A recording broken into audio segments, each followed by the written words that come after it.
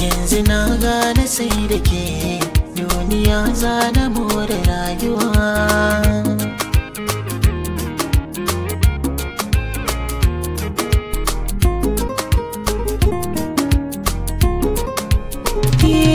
Na ji so haɗuwar jini sarai, na amince akan hakan kwarai, ni da ke rayuwa idan da rai.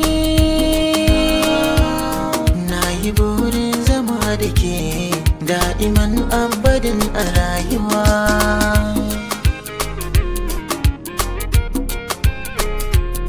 Yau garan ke zamo kamar jini, ko in ce idanuwan gani, dukka mata basa da kwarjini. Da garin nan na bincike, gona ke ɗaikin samu karbuwa.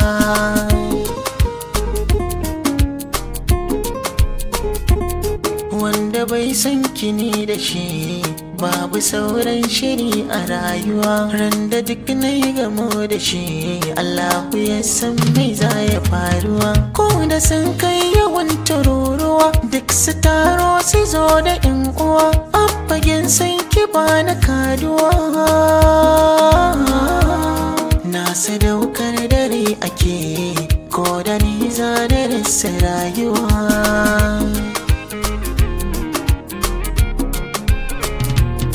Na kira ki da sarauniyata, wacce ke mulkin zuciyata.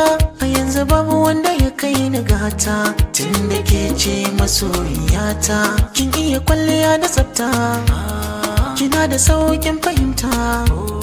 Duk hankalina gunki nan ya karkata, da an kira sunanki ba na firgita. Sai ran da na aure ki, hankalina zai kwantawa.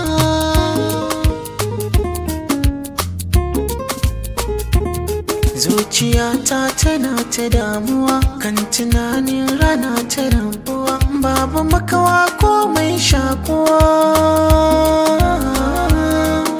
Ba ni fata da ni da ke